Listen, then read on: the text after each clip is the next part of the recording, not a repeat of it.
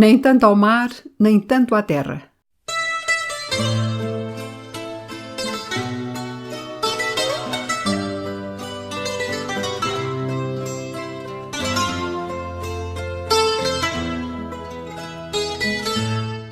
Temas avulsos de história, arte e literatura. Fui um dia até à praia para ver as ondas do mar. Fui um dia até à praia para ver as ondas do mar. Na continuação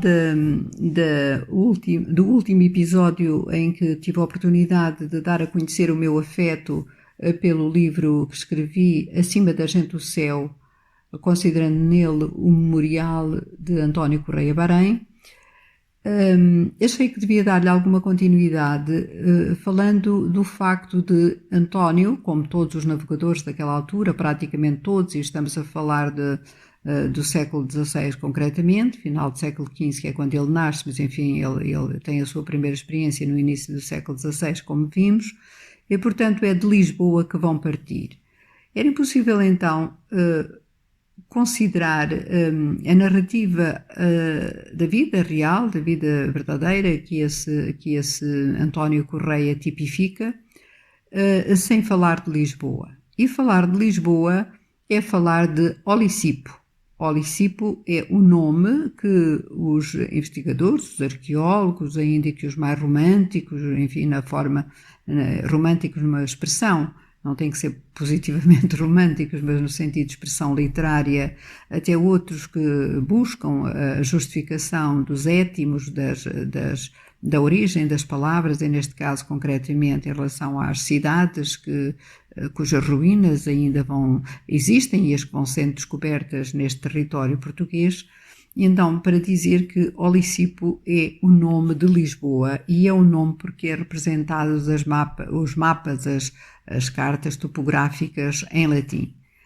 Querendo saber então de onde vem esse étimo que dá origem, segundo alguns, à palavra Lisboa, que é a cidade capital de Portugal, de onde partiu então os nossos navegadores, temos que relacioná-lo, como é normal e aceite, ao nome de Ulisses. Ulisses é o herói homérico, isso com certeza toda a gente sabe, é aquele herói que vem das guerras de Troia e que se dirige, enfim, sempre por mar, não é? Para a sua terra, para a ilha de Ítaca. Nesse percurso errante, deambulatório, enfim, por força lá do destino, ele vai tendo as suas aventuras e vai passando por situações que toda a gente conhece, desde o encontro com o Cíclope até à tentação das sereias e toda essa narrativa maravilhosa e encantadora.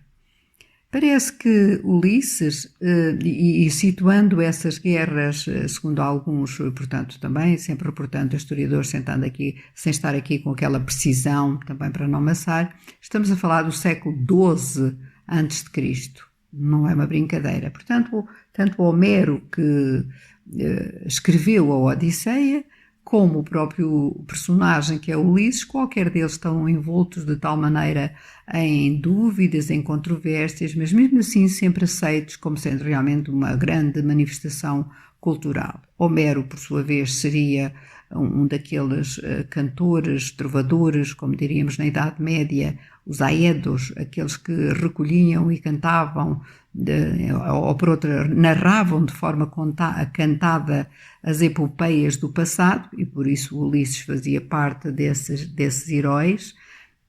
E por sua vez Ulisses, não havendo a certeza se ele não é apenas, ou mais do que apenas aqui é uma forma de expressão, a personificação do próprio povo que ele representa. Portanto, ele é uma personificação, um concentrado de toda uma cultura antiquíssima.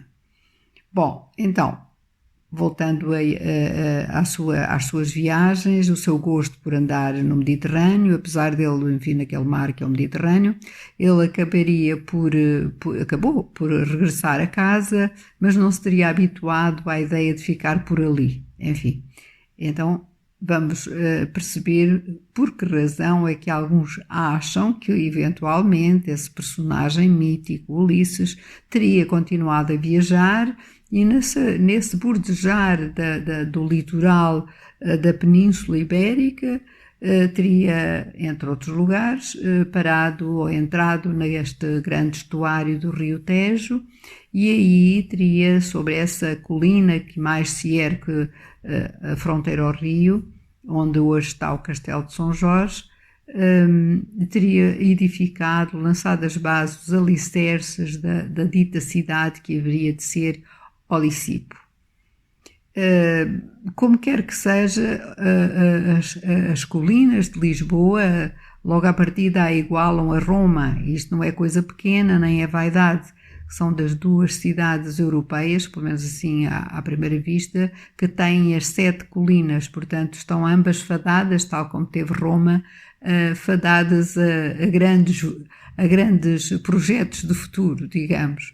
E não é coisa pequena ter sido fundada por alguém, admitindo que seria uma pessoa, Ulisses, que traz com ele toda essa cultura do mar, a talassocracia, que parece quase uma predestinação que depois os portugueses irão, com tanto afeto, adotar desde o seu nascimento e já antes do seu nascimento, naturalmente. António Correia, mais tarde chamado António Correia Bahrein, pelas razões que nós já ficámos a conhecer no episódio anterior, terá nascido provavelmente em Lisboa, mas também não é improvável que não tenha nascido em Alenquer, uma vila a norte de Lisboa, a algumas léguas, onde a família, desde tempos antigos, possuía património. De resto, um dos conventos franciscanos, dos primeiros conventos franciscanos portugueses, e estamos a falar em épocas muito remotas, a partir do século XIII, é exatamente patrocinada, ou seja, são os patronos desta família Correia, e na igreja ou na capela principal desse convento foi onde acabou por ficar sepultado o nosso António Correia Bahrein, como eu tenho oportunidade de referir ao longo do livro, ou seja, no final do livro, quando dou acerca dele uma genealogia fundamentada, a partir de elementos concretos, inclusive a pedra tumular da sua sepultura. Deixando isso, queria então referir que António fez toda uma meninice, ou grande parte dela, em Lisboa, e devia caminhar, calcorrear, melhor dizendo, todas as vielas da cidade que era Lisboa, naquela grande época dos descobrimentos, e estamos a falar do reinado de Dom Manuel I, que também é objeto de uma descrição minha nesta obra Acima da Gente do Céu. E como estava a falar da fundação de Lisboa, essa fundação mítica de Lisboa por Ulisses, aliás, não referi, mas devo dizê-lo agora, o reino era o reino de Ufiusa, é assim que é referido esses tempos, digamos, quase homéricos também, da própria região que é hoje Portugal, ou circunscrita a alguma região de Portugal. Adiantando então que António vivia em Lisboa e conheceu toda essa azáfama que era a preparação das naus e das armadas, no fundo, no seu conjunto, que partiam para além-mar. Fazer os nossos ouvintes partícipes desta Lisboa quinhentista, eu recuei ou comecei esta odisseia dele, António Correia, precisamente pelas suas andanças nesta cidade, enquanto ele experimentando, como eu estava a dizer, toda essa ansiedade, até porque ele sabia que iria com o pai, que iria a seguir à viagem de Vasco da Gama, portanto, na armada de Pedro Álvares Cabral em 1500. Digamos que nós podemos perceber qual seria também o entusiasmo desse jovem, o anseio de ir fazer uma dessas viagens pela primeira vez na vida. E que viagens! Então, vou ler algumas palavras desse trecho do capítulo que eu dei o título Amanhecer. E não foi por acaso que dei o título de Amanhecer. Aqui entraria também num outro tipo de retórica explicativa, que tem a ver com o facto de nós estarmos habituados, e naturalmente que é assim necessário, desde o século XIX, uma grande influência iluminista, racionalista, depois positivista, etc., até chegarmos à história já marxista, enfim, baseada noutros parâmetros, que desviou a atenção normalmente do leitor, o leitor comum, daquilo que eram as grandes narrativas, tal qual como eu estava a referir há pouco, que eram até cantadas pelos aedos, e também já referi em outros episódios acerca do romanceiro português, que foi recolhido pioneiramente por o Almeida Garrett. Exatamente, são no fundo as façanhas, as lendas, algumas heroicas, outras menos heroicas, trágicas, mas que fazem parte de toda essa vivência que no fundo é a cultura de um povo. Então eu não sei se exatamente com essa intenção, mas de alguma maneira influenciada por essa forma de sentir, achei que a história do António Correia Bahrein, como podia ser de outro, aliás, como fez Camões, vai fugir, sem eu querer imitar Camões, vai fugir a essa narrativa histórica positivista, contabilística, diria, e sim vai criar momentos que, sem ser um romance, recria as passagens da vida deste homem, que poderia ser a de muitos outros portugueses nas mesmas circunstâncias por aquela época. Diz ele: igual ao rapazio da minha infância, corria à ribeira e entre matulagem e mariantes esquecia-me do tempo, quando dava por mim, cativado da azáfama que envolvia o apréstimo das nunca vistas e aparatosas embarcações destinadas à companhia da armada daquela sublime aventura. Para mais, o Capitão Mor era da criação de meu pai. O Capitão Mor está-se a referir a Pedro Álvares Cabral. E de resto, toda a fidalguia que entrou na desmedida e inenarrável odisseia onde eu me vi também.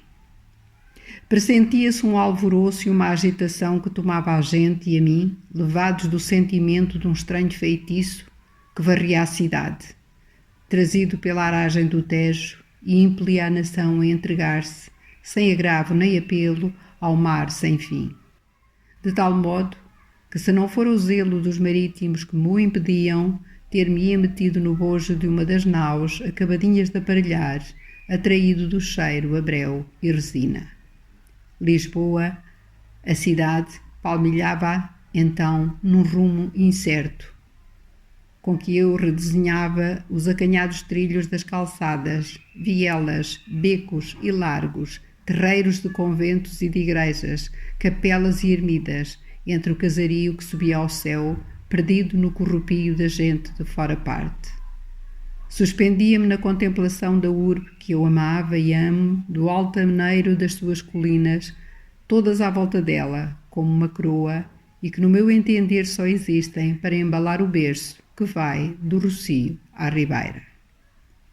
Maravilha-me a mim e aos forasteiros era causa do seu espanto, as incontáveis portas e postigos da cidade que se abriam de raiz no amuralhado, como se fora um bem ordenado respirador.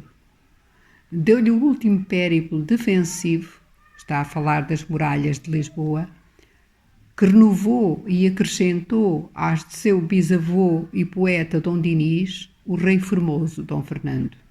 Já não cabia a urbe na cerca mourisca e na moradeira saltava ao muro para se aninhar do lado de fora dela.